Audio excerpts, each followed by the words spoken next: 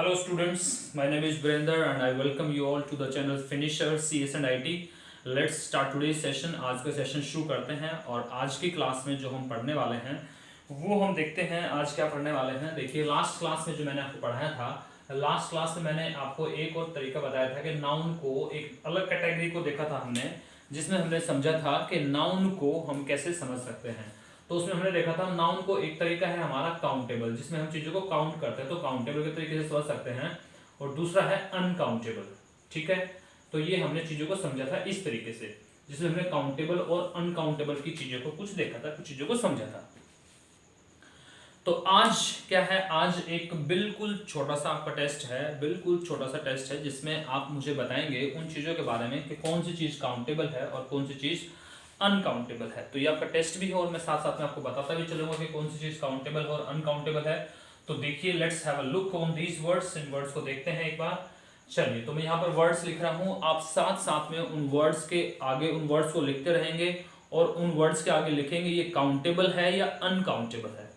ठीक है my dear students, चलिए तो शुरू करते हैं। मैं कुछ एक चीजों के नाम लिख रहा हूँ ताकि आपको पता चल जाए कि आप मुझे बताएंगे कि ये काउंटेबल है या अनकाउंटेबल है। ठीक है, तो पहला एक वर्ड है हमारा, दैट इज इमेज। इमेज एक वर्ड है, तो आपने मुझे बताना है ये काउंटेबल है या अनकाउंटेबल है। ठीक है, इसके बाद में नेक्स्ट वर्ड है हमारा लिटर। ये काउंटेबल है या अनकाउंटेबल है। उसके बाद है रुपी, उसके बाद में है रुपी, तो बताना है आपने ये काउंटेबल है या अनकाउंटेबल है। उसके बाद में एक नेक्स्ट वर्ड है दैट इज स्टार। आप बताएंगे मुझे ये काउंटेबल है या अनकाउंटेबल है। ऐसे ही है डेटरमिनेशन। डेटरमिनेशन काउंटेबल है या अनकाउंटेबल है।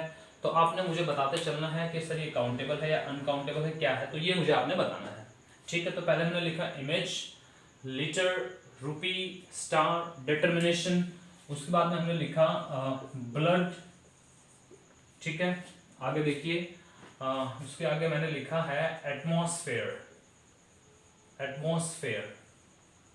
ठीक है, वेल्थ, वेल्थ लिखा है। उसके बाद लिखा है हेल्थ। आपने मुझे बताना है कि कौन से वर्ड काउंटेबल हैं और कौन से वर्ड अनकाउंटेबल हैं। आप साथ साथ में ये सारे वर्ड लिखते रहेंगे और बताते रहेंगे कि ये काउंटेबल है या अनकाउंटेबल है, क्या है। ठीक है माय डियर स्टूडेंट्स, आगे देखते हैं। आगे है, मैंने लिखा एक वर्ड पॉल्यूशन। एक वर्ड लिखा पॉल्यूशन, उसके आगे लिखा कार, स्कूटर। ठीक है, ये वर्ड लिखे। आगे मैंने लिखा एक वर्ड प्लास्टिक। प्लास्टिक क्या है, काउंटेबल है या अनकाउंटेबल है, सोचिए, थोड़ा सा दिमाग पर जोर डालिए और देखिए ये चीजें कैसी हैं, काउंटेबल है या अनकाउंटेबल है। एक है इंजॉयमेंट। इंजॉयमेंट। ठीक है, इंजॉयमेंट आपने लिखा।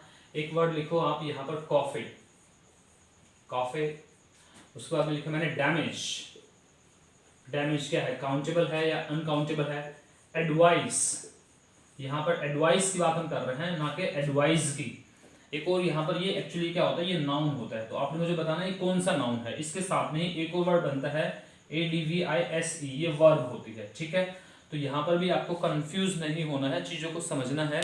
ADVICE एडवाइस बनता है और ADVISE, तो इन चीजों में आपको कंफ्यूज नहीं होना है और बताना है कि ये क्या है, ये काउंटेबल है या अनकाउंटेबल है। और ADVISE बनता है वर्ब। ठीक है my dear students, next word देखिए। नेक्स्ट वर्ड क्या है, मिल्क। क्या है, काउंटेबल है, अनकाउंटेबल है, क्या है, आपको बताना है। एक वर्ड है सोप, ये बताना है आपको क्या है, काउंटेबल है या अनकाउंटेबल है। नेक्स्ट है फर्नीचर। ठीक है माय डियर स्टूडेंट्स, ये चीजें आपको सारी की सारी मुझे बतानी है कि ये काउंटेबल है या अनकाउंटेबल है। फर्नीचर आपने लिखा। फर्नीचर के बाद आप लिखिए चाइल्डहुड। एक वर्ड है चाइल्डहुड, तो चाइल्डहुड क्या है, काउंटेबल है या अनकाउंटेबल है। अटेंशन। अटेंशन का बताइए क्या है। और इसके बाद में मुझे बताइए ब्रेड। ब्रेड क्या है। ठीक है, एक और नेक्स्ट वर्ड लिखिए, दैट इज गिल्ट। गिल्ट क्या है, गिल्ट मुझे बताइए क्या है, गिल्ट काउंटेबल है या अनकाउंटेबल है, ये आपने मुझे बताना है। दिस इज काउंटेबल और अनकाउंटेबल। मुझे बताइए आप वुड क्या है। वुड क्या है, वुड काउंटेबल है या अनकाउंटेबल है, ये आपको मुझे बताना है। ठीक है, इंफॉर्मेशन। इंफॉर्मेशन मैंने लिखा तो नहीं है, हाँ इंफॉर्मेशन। तो इंफॉर्मेशन का मुझे बताइए क्या है, इंफॉर्मेशन क्या है, काउंटेबल है या अनकाउंटेबल है। और मुझे बताइए फूड क्या है, फूड क्या है। और एप्पल, मैंगो काउंटेबल है अनकाउंटेबल है। और फ्रूट बताइए, फ्रूट। स्टार,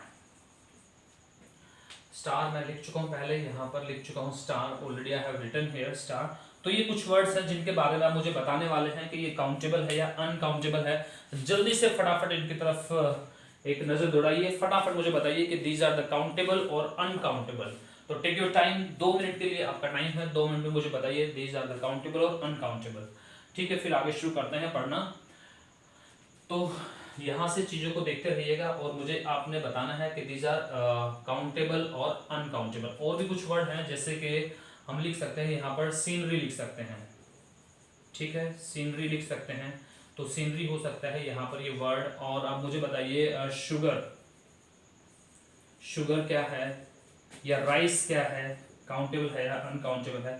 तो ये काफी सारे वर्ड्स हैं। चलिए मुझे बताइए फटाफट, फिर मैं आपको इनके आंसर्स बताना शुरू करता हूँ। ठीक है माय डियर स्टूडेंट्स, तो देखिए इन वर्ड्स को and then we will continue. So take your time और बताना शुरू कीजिए क्या है ये, राइट। फिर हम आगे बढ़ना शुरू करेंगे।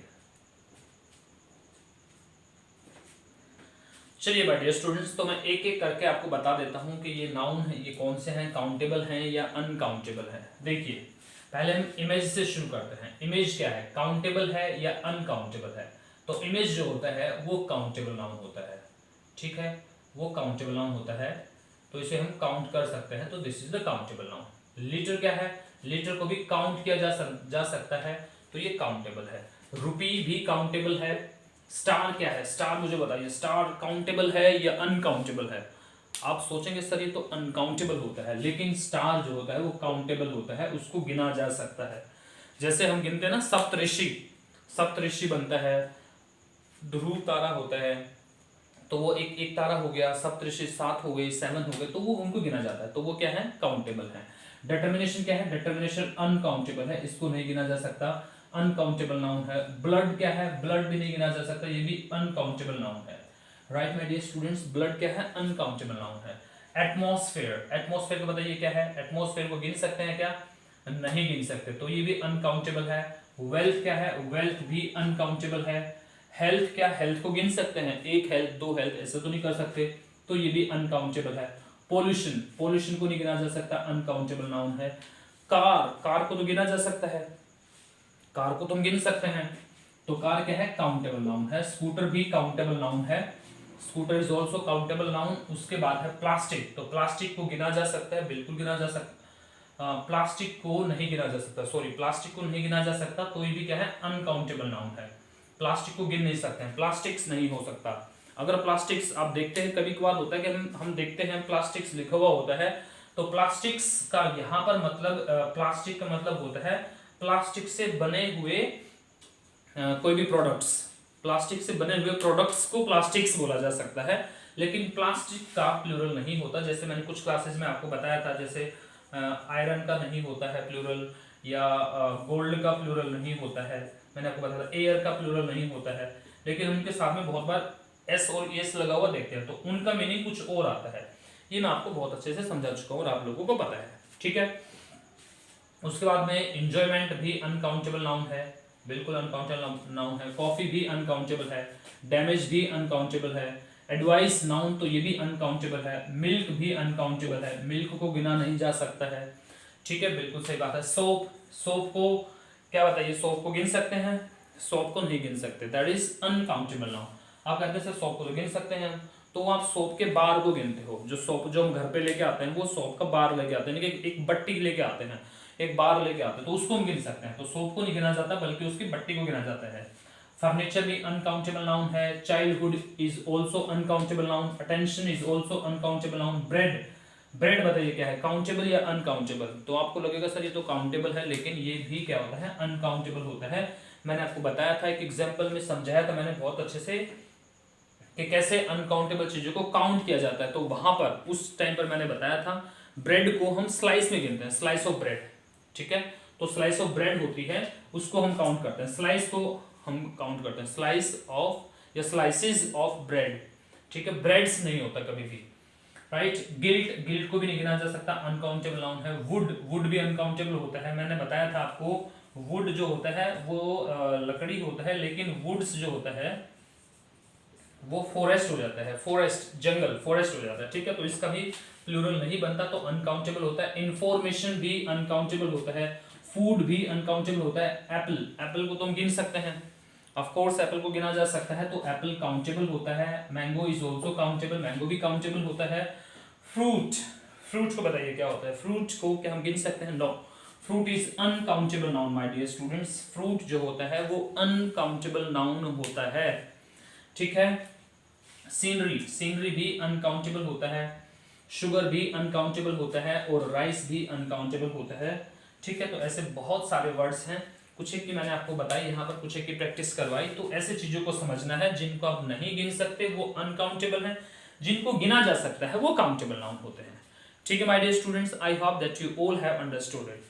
चलिए, बहुत इजी है, आसान है, इसको फटाफट नोट डाउन कीजिए, फिर आगे बढ़ना शुरू करेंगे, ठीक है। इसका स्क्रीनशॉट लीजिए या इसको आप लिखिए, और फिर हम नेक्स्ट पॉइंट पे चलते हैं। नेक्स्ट पॉइंट को देखेंगे कि नेक्स्ट पॉइंट क्या है हमारे पास में, ठीक है।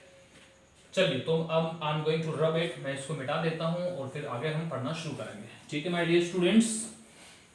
एवरी टाइम आई से कि आप अपना नोटबुक पेन पेपर लिख के बैठिएगा, और we are promoting this education for you all. हम सब आप लोगों के लिए ये सब कुछ पढ़ा रहे हैं, मेहनत कर रहे हैं आप लोगों के लिए, ताकि आप चीज़ों को सीख सकें, ठीक है माय डियर स्टूडेंट्स।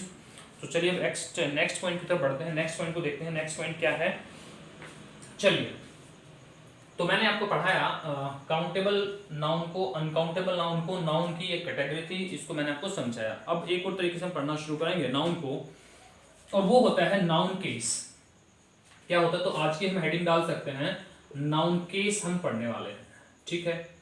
यहां पर अब हम आज नाउन केस को पढ़ने वाले हैं, नाउन केस के हिसाब से आज इसको हम पढ़ेंगे।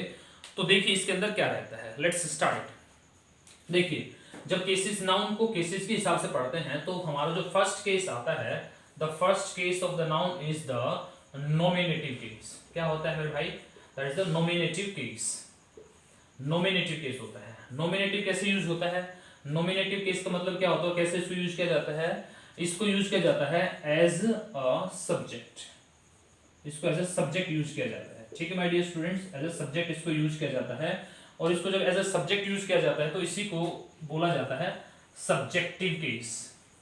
क्या बोलते हैं माय डियर स्टूडेंट्स? इसको सब्जेक्टिव केस बोलते हैं। जब नाउन को सब्जेक्ट की तरह यूज किया जाता है तो वो सब्जेक्टिव केस बनता है। जैसे मैंने कहा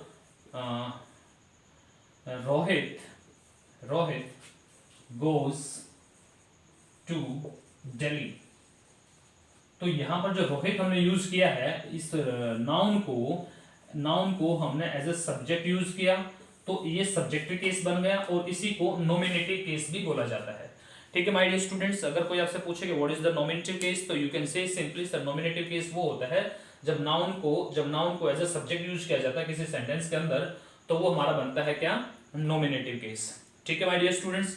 now let's talk about the next point, और नेक्स्ट केस कौन सा होता है, तो let's talk about the next case. Next case क्या होता है, तो ये मैं आपको बता देता हूँ, ठीक है। आई होप कि ये आपको समझ में आ गया होगा। तो let's talk about the next case, और नेक्स्ट केस होता है हमारा एक्यूजेटिव केस, ठीक है। एक्यूजेटिव केस, एक्यूजेटिव केस का मतलब क्या होता है? एक्यूजेटिव केस क्या होता है, तो यहां पे इसको यूज किया जाता है एज एन ऑब्जेक्ट, इसको एज एन ऑब्जेक्ट यूज किया जाता है, ऑब्जेक्ट की तरह इसको यूज किया जाता है, ठीक है माय डियर स्टूडेंट्स। जब इसको एज एन ऑब्जेक्ट यूज किया जाए तो वो बन जाता है हमारा एक्यूजेटिव केस, और ऑब्जेक्ट की तरह यूज किया जाता है तो इसीलिए इसका एक और नाम बन गया, और वो क्या बन गया? उसका नाम बन गया हमारा एज एन ऑब्जेक्टिव केस, ठीक है माय डियर स्टूडेंट्स। तो उसका यूज बन गया ऑब्जेक्टिव केस, तो उसको ऑब्जेक्टिव केस की तरह भी यूज किया जाता है। जैसे कि ऊपर हमने सेंटेंस लिखा था, तो यहाँ पर दिल्ली जो है, इस दिल्ली को, इस नाउन को एज एन ऑब्जेक्ट की तरह यूज किया गया है, इसको यहाँ पर ऑब्जेक्ट की तरह यूज किया गया है, तो इसीलिए ये बन गया हमारा ऑब्जेक्टिव केस, ठीक है। तो जब सब्जेक्ट की तरह यूज किया जाता है किसी नाउन को, तो वो नॉमिनेटिव केस बनता है, या उसी को सब्जेक्टिव केस बोला जाता है। और जब किसी नाउन को एज एन ऑब्जेक्ट यूज किया जाता है तो वो एक्यूजेटिव केस बोलते हैं, या उसको ऑब्जेक्टिव केस बोला जाता है, ठीक है माय डियर स्टूडेंट्स। अब देखिए दो हमने देखे, हमारा एक था नॉमिनेटिव केस और सेकंड था एक्यूजेटिव केस। अब एक और पॉइंट को हम देखते हैं और उसको समझते हैं कि वो क्या है। ठीक है, नेक्स्ट हम केस की बात करने वाले हैं। नेक्स्ट केस क्या है, इसको फटाफट आप नोट डाउन कीजिए या इसका स्क्रीनशॉट लीजिएगा। ठीक है, फिर उसके बाद आगे हम नेक्स्ट पॉइंट को पढ़ने वाले हैं। तो अभी तक हमने दो चीजें पढ़ी, क्या पढ़ा, सब्जेक्टिव केस और ऑब्जेक्टिव केस। जब नाउन को एज ए सब्जेक्ट यूज किया जाता है तो वो सब्जेक्टिव केस नॉमिनेटिव केस बनता है, और जब उसको ऑब्जेक्ट की तरह यूज किया जाता है तो वो ऑब्जेक्टिव केस बनता है, या वो हमारा बनता है क्या, एक्यूजेटिव केस। अब हम बात करने वाले हैं थर्ड वाले का, और थर्ड क्या है हमारा, देखिए थर्ड है हमारा वोकेटिव केस। ठीक है माय डियर स्टूडेंट्स, वो है हमारा वोकेटिव केस। वोकेटिव केस क्या होता है, what is the meaning of the vocative case, तो इसको समझ लीजिएगा। एक एग्जांपल मैं आपके सामने लिखता हूं। जैसे मैंने कहा राजेश डू दिस वर्क। ठीक है, अब हमने बोला राजेश डू दिस वर्क, बात समझाई, यानी कि ये काम करने के लिए मैं राजेश को यहां पर क्या कर रहा हूं, एड्रेस कर रहा हूं। I am addressing Rajesh to do this work. मैं कह रहा हूं Rajesh do this work, Rajesh ये काम करें आप। तो वहां पर मैंने उस काम के लिए राजेश को एड्रेस किया, और तब उस तरीके से जिस तरीके से यूज किया हमने राजेश को, तो वो बनता है हमारा वोकेटिव केस। क्या बनता है, वो वोकेटिव केस बनता है, यानी कि एड्रेस करने के लिए। जब किसी नाउन को आप कोई काम करने के लिए एड्रेस करते हैं तो देन वो बनता है हमारा वोकेटिव केस। बात समझ में आई, बहुत सिंपल है। थोड़ा सा यहां पर कंफ्यूजन हो सकता है आपको वोकेटिव केस को लेकर के और किसको लेकर के, नॉमिनेटिव केस को लेकर के। ठीक है, तो थोड़ा सा इसको और समझ लीजिएगा। यहीं पर साथ साथ में इसका खेल भी खत्म करते हैं। ठीक है माय डियर स्टूडेंट्स, इसका खेल यहां पर खत्म करते हैं। तो ये दोनों में क्या कंफ्यूजन होती है, क्या चीजें होती हैं, तो उसको हम देख लेते हैं। जैसे मैंने कहा राजेश डज दिस वर्क, तो यहां पर देखो ये क्या है, अब ये इस राजेश को हमने एज ए यूज करा है सब्जेक्ट। ठीक है, तो सब्जेक्ट यूज करा तो वो नॉमिनेटिव केस बन गया, या हमारा उसे हम सब्जेक्टिव केस भी बोल सकते हैं। जब हमने इसको समझा। ठीक है माय डियर स्टूडेंट्स, ये क्या बन सकता है, हमारा सब्जेक्टिव केस भी बन सकता है। ये नॉमिनेटिव केस है और ये से सब्जेक्टिव केस बोलते हैं। लेकिन यहाँ पर ये जो यहाँ पर जो है, ये राजेश किसी काम को करता है। ठीक है, वो उसका रूटीन की बात हो रही है। यहाँ पर किसकी बात हो रही है, रूटीन की बात हो रही है।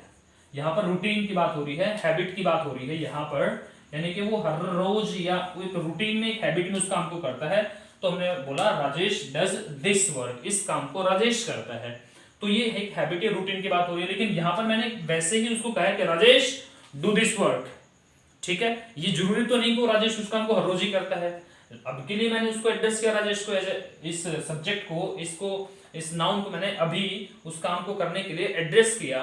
तो ये इसमें और इसमें डिफरेंस होता है। ठीक है my dear students, I hope कि आपको समझ में आ गया होगा। यहाँ पर जो बात हो रही है वो रूटीन की और हैबिट की बात हो रही है, और यहाँ पर हो सकता है उस काम को केवल अभी के लिए बोला है कि अभी आप इस काम को करो, आप इस काम को करो, जाए डू दिस वर्क, है ना, ऐसा बोला जाता है। तो यहाँ पर ये डिफरेंस होता है वोकेटिव केस में और नॉमिनेटिव केस में। ठीक है माय डियर स्टूडेंट्स, बहुत इजी है, बहुत आसान है। चीजों को थोड़ा सा समझने की कोशिश करेंगे तो समझ जाएंगे। और मैं बिल्कुल इतना आसानी से आपको चीजें समझाने की कोशिश करता हूं कि चीजों में आपको कंफ्यूजन ना हो, इसीलिए बार बार मैं चीजों को बोलता हूं, ताकि चीजें आपको अच्छे से समझ में आए। ठीक है, तो चीजें समझ में आएंगी तो आपको इंग्लिश पढ़ने में मजा भी आएगा, राइट।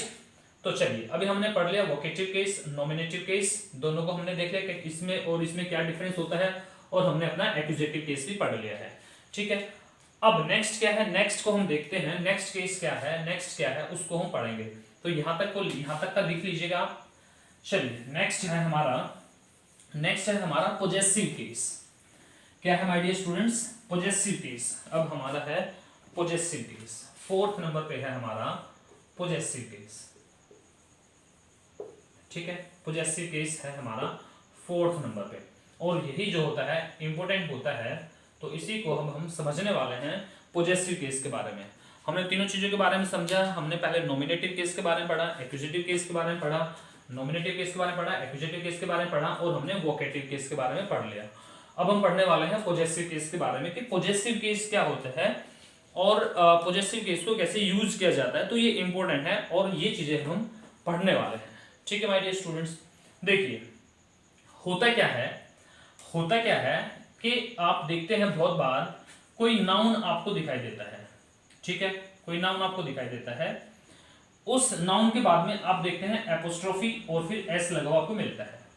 ठीक है माय डियर स्टूडेंट्स, इसको इस तरीके से लिख सकते हैं, आपको नाउन मिलता है, फिर एपोस्ट्रोफी और फिर एस लगा हुआ मिलता है, और फिर कोई आपको एक और यहां पर नाउन दिखाई देता है। ठीक है, जैसे मैंने कहा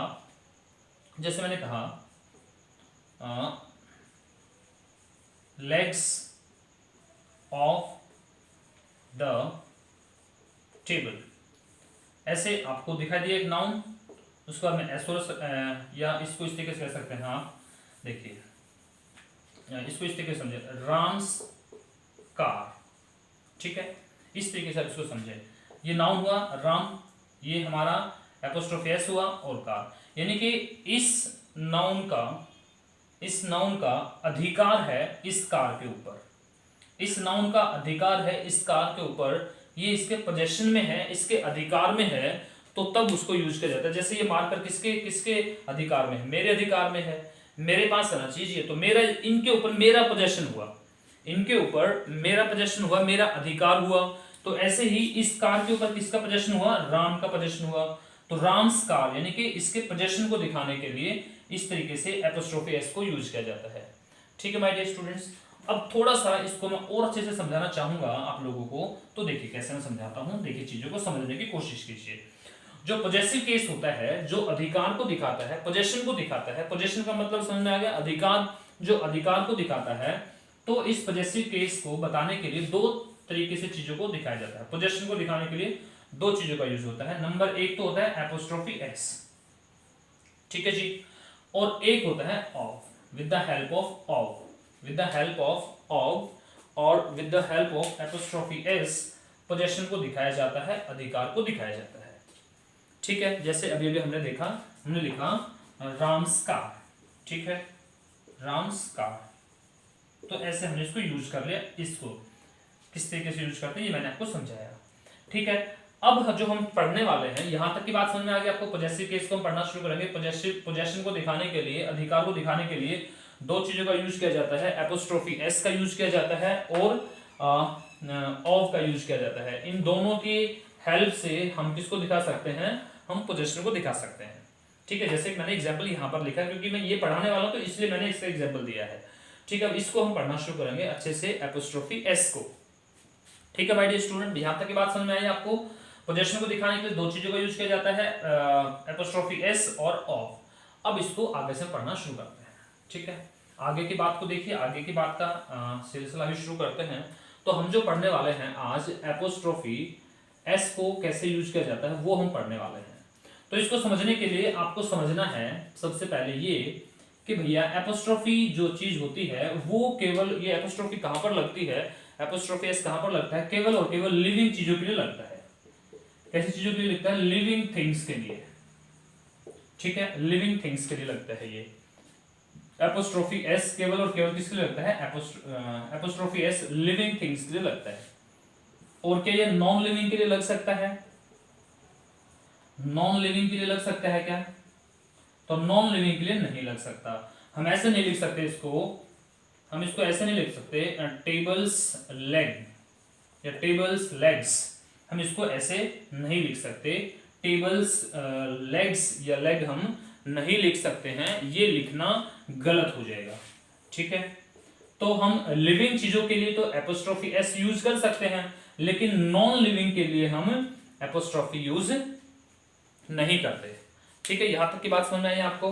अब चलिए इसी में एक नेक्स्ट पॉइंट और है, उसको और समझते हैं।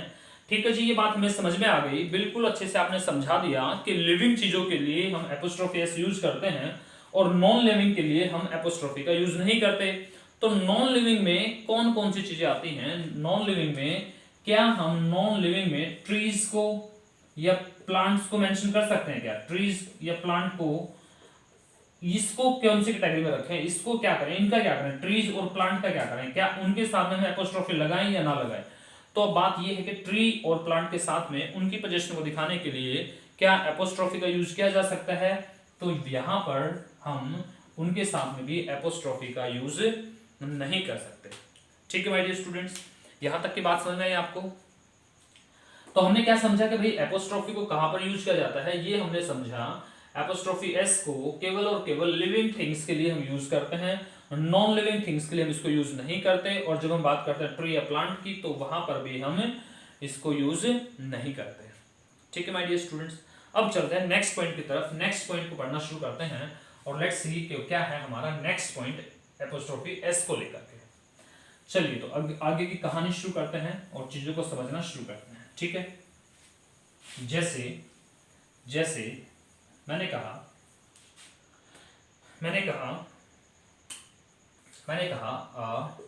यह हमने लिखा राम्स कार, लिखना ठीक है, बिल्कुल ठीक है, जैसे लिखना ठीक है, बिल्कुल ठीक है जी, बात समझ में आ गई। मैंने लिखा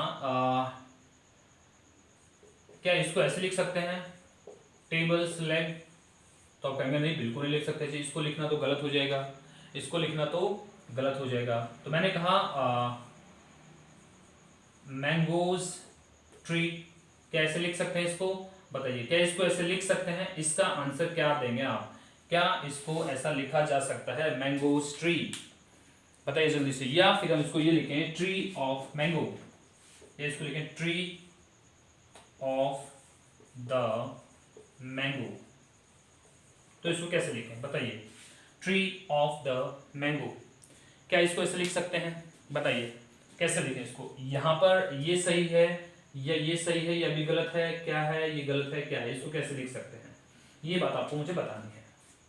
ठीक है माय डियर स्टूडेंट्स, फटाफट जल्दी से इसको देखिए और मुझे बताइए कि क्या इसको इस तरीके से लिखा जा सकता है और क्या सही लिखना क्या होगा, तो बताइए मुझे।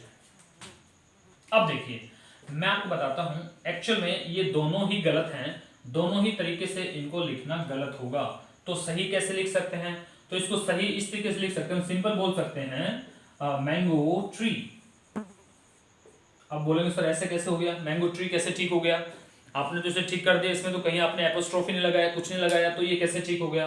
अब आप मुझे एक बात बताइए, जो मैंने आपको बहुत पहले समझाया था, एक बात मैंने समझाई थी आपको, मैंने बताया था गोल्ड चेन, तो क्या इसे गोल्ड चेन लिखते हैं क्या, गोल्ड चेन तो नहीं लिखते, हम इसको तो गोल्ड चेन लिखते हैं या गोल्ड रिंग लिखते हैं, ऐसे तो लिखते हैं ना मेरे भाई, गोल्ड रिंग तो नहीं लिखते।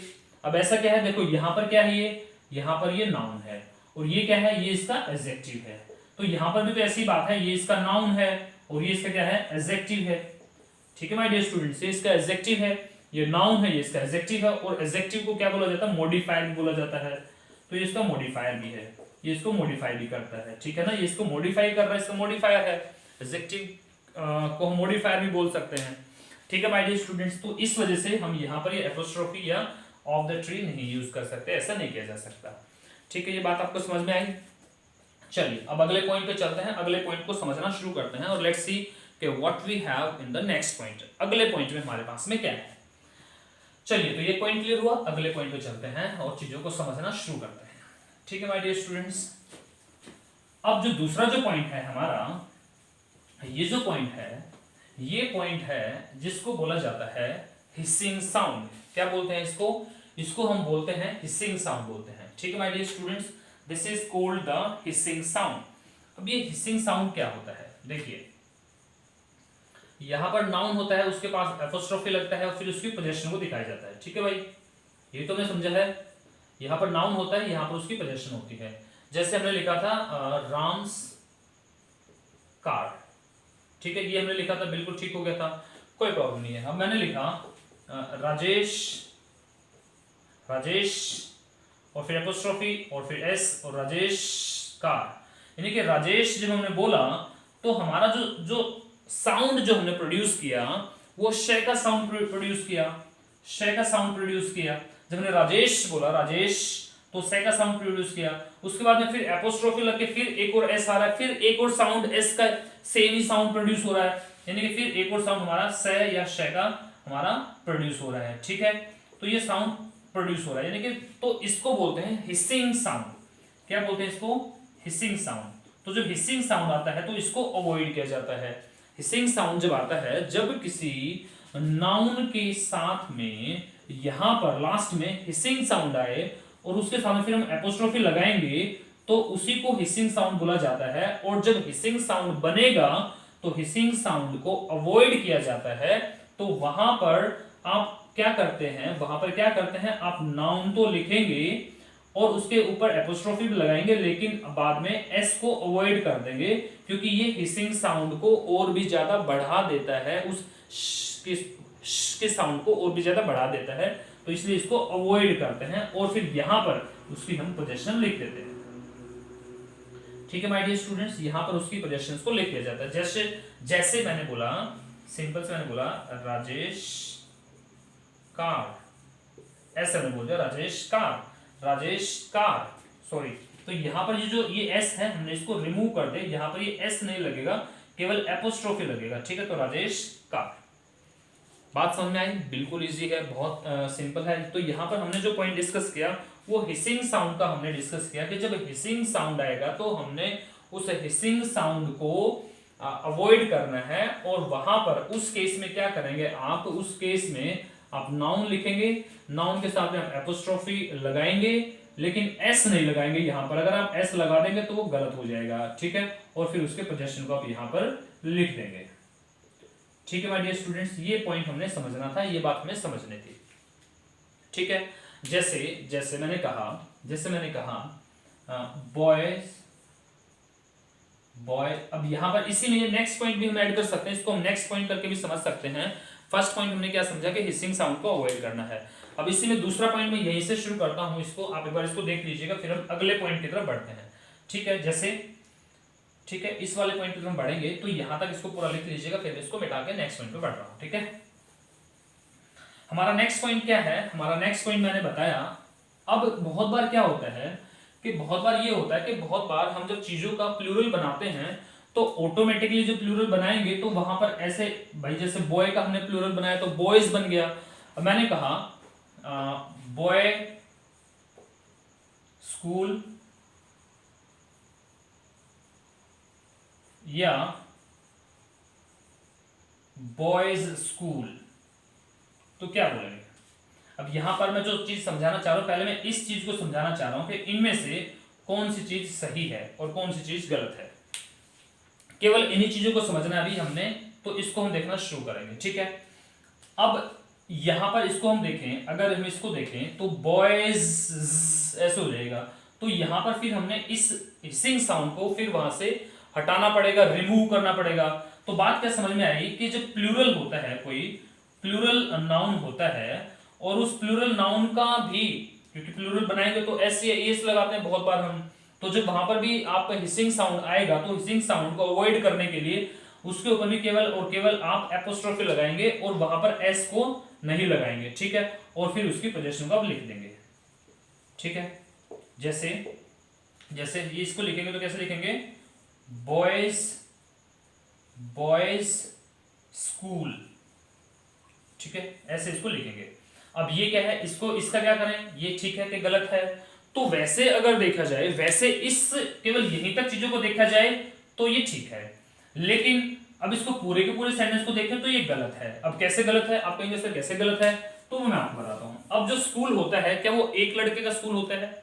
मुझे बताइए, क्या वो जो स्कूल होता है वो क्या एक लड़के का स्कूल होता है क्या? तो कहेंगे सर एक का तो नहीं होता, वो तो बहुत सारे लड़कों का स्कूल होता है, वो तो बहुत सारे लड़के होते हैं वहां, तो बहुत सारे बच्चे होंगे, बहुत सारे लड़के होंगे, तभी तो स्कूल बनेगा। अंडरस्टूड है भाई, सिंपल सी बात है, बहुत सारे बच्चे होंगे तभी तो स्कूल बनेगा। तो यहां पर इस तरीके से इसको लिखना गलत हो जाएगा, क्योंकि वो तो बहुत सारा, यहाँ पे एक सिंगुलर के एक बच्चे का स्कूल नहीं, वो बहुत सारे बच्चों का स्कूल है, क्योंकि पूरी लिस्ट की बात हो रही है। तो बॉयज, और यहां पर आप एपोस्ट्रोफी लगा करके एस लगाएंगे नहीं, तो सिंपल लिखेंगे बॉयज स्कूल। ठीक है, ये पॉइंट आपको समझना है। राइट माय डियर स्टूडेंट्स, तो ये पॉइंट आपको समझ में आया। अब देखिए, जैसे मैंने लिखा प्लूरल की ही बात हो रही है, प्लूरल पॉइंट को ही आगे हम लेके चल रहे हैं। मैंने कहा मेंस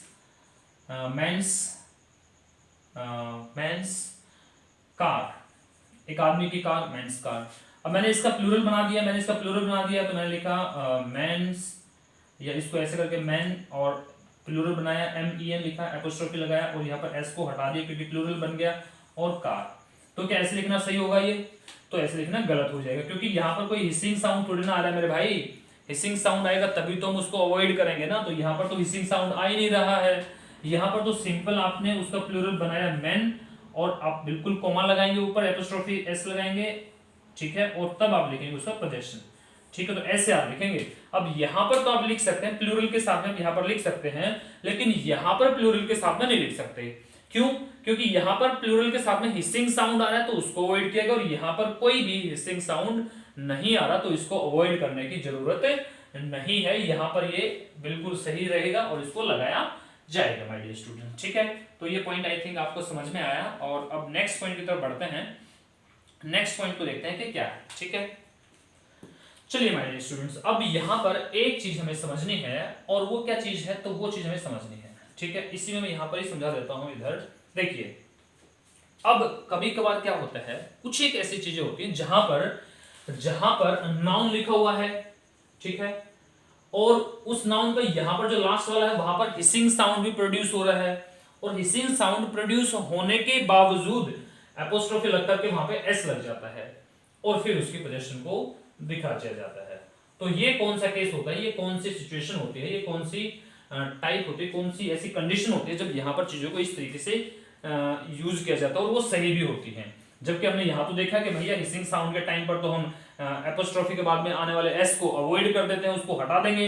लेकिन अभी यहाँ पर हमने देखा कि इस वाले पॉइंट में कि भाई यहाँ पर नाउन भी आया, उसके साथ में हिसिंग साउंड भी है, उसके बाद आपने कोमा लगा करके S लगा दिया और उसकी पोजीशन को दिखा दिया। तो ये कौन से केस में होता है और ये कब होता है? तो ये पॉइंट अब हमने समझना है। देखिए माय डियर स्टूडेंट्स, यहां पर मैं लिखता हूं एक एग्जाम्पल, और वो एग्जाम्पल क्या है, जैसे मैंने लिखा जॉन कीट्स का नाम सुना होगा आपने, कीट्स पोएम, ठीक है, जॉन कीट्स। अब ये कीट्स की स्पेलिंग ये होती है KEATS, कीट्स, और उसके बाद में हिसिंग साउंड भी आ रहा है, फिर उसके बाद में एपोस्ट्रोफी लगा के S लगा दिया, उसकी पोएम कीट्स पोएम, ठीक है जी, जॉन कीट्स पोएम, हमने ऐसा उसको बोला। अब यहां पर लग गया। अब यहां पर इस केस में ये मान्य है, इस केस में इसको लगाया जा सकता है। क्यों लगाया जा सकता है? रीजन क्या है? क्योंकि जो कीट्स हैं, this is the name of a poet, एक पोइट का नाम है, और पोइट को इतनी छूट मिली हुई होती है कि वो लैंग्वेज के अंदर, क्योंकि जब वो पोएम अपने लिखते हैं तो उसके अंदर वो लैंग्वेज के अंदर कुछ अपने हिसाब से चीजों को मैनेज कर सकते हैं, अपने हिसाब से लैंग्वेज के साथ में छेड़छाड़ कर सकते हैं, उनको इस चीज की छूट है। यानी कि किसी भी पोइट्स का अगर नाम है और पोइट्स का नाम लिखते हुए वहां पर हिसिंग साउंड अगर प्रोड्यूस हो रहा है तो भी वहां पर एपोस्ट्रोफी लग करके S लगाया जाता है और फिर उसके पोजीशन को दिखाया जाता है, तो उसको लिखना गलत नहीं होगा, वो बिल्कुल सही माना जाएगा। That will be right my dear students. उसको लिखना, उसको कहना, उसको गलत नहीं कह सकते हम, वो सही है, ठीक है। यहां तक की बात मैंने आपको समझाई। आई होप कि यू हैव अंडरस्टूड, और आपको कोई प्रॉब्लम नहीं रहनी चाहिए यहां तक के कंसेप्ट्स में, ठीक है। आई hope that you have understood everything and I think that you do not have any problem. फिर भी अगर आपको कोई प्रॉब्लम आती है तो you can write down your queries in the comment section. आप कमेंट सेक्शन में अपनी क्वेरीज को, अपनी प्रॉब्लम को लिख सकते हैं, ठीक है माय डियर स्टूडेंट्स। तो आज के लिए हम इतना ही पढ़ेंगे। अगले क्लास में फिर मिलेंगे और अगले कंसेप्ट के साथ में चीजों को समझेंगे। तब तक के लिए bye, have a nice day, take care, अपनी फैमिली का सबका ध्यान रखें, एंजॉय करें और बिल्कुल मन लगाकर पढ़ाई पर फोकस करें, बहुत मन के साथ में, बहुत मन से चीजों को पढ़ें, ठीक है माय डियर स्टूडेंट्स। तो आज के लिए इतना ही है। Bye, take care, have a nice day, enjoy, take care.